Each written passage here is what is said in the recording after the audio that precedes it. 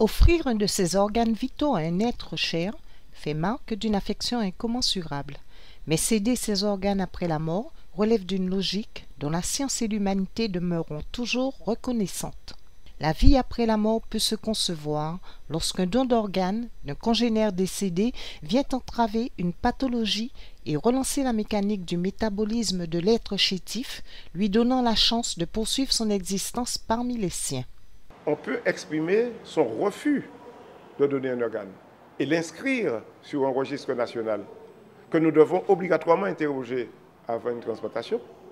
Et là, nous savons que cette personne a été opposée. Mais dès lors que cette personne n'est pas opposée, on devrait pouvoir, par la loi, prélever automatiquement. Pour les patients qui reçoivent un organe, c'est une immense satisfaction identifiée à une renaissance, même éphémère, tant elle annule toute forme de dépendance pendant une période.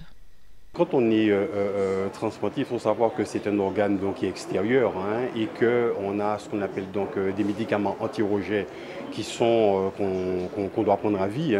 Et donc, à un moment donné, ces médicaments, ils perdent de leur efficacité.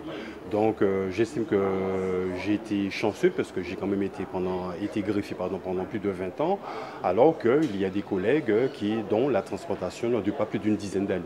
Il y en a d'autres, c'est 5 ans. Donc, c'est au fur et à mesure, donc avec les progrès des médicaments anti-rejet, donc on est arrivé, on arrive à augmenter ce qu'on appelle la durée de vie du greffon. Pendant longtemps, on a pensé que les religions refusaient cette manière de garder les hommes en vie et on déduit aujourd'hui que cela pourrait renforcer les 60% de refus au don d'organes en Guadeloupe, 30% en Martinique et 27% dans l'Hexagone. On constate qu'à l'unanimité, la vie est la fortune la plus précieuse que puisse posséder un être humain, quelle que soit son orientation religieuse. Quand le Fils nous dit « Je suis venu pour que vous ayez la vie, que vous l'ayez en abondance », l'Église ne peut aller que dans ce sens-là. Autrement dit, le respect de la personne humaine et puis tout ce qu'on doit faire pour que les hommes aient la vie. Et je pense que le don d'organes, c'est un acte d'amour. Jésus-Christ a dit « Ma vie, ne la prends, c'est moi qui la donne ». Il a donné sa vie pour qu'on soit sauvé.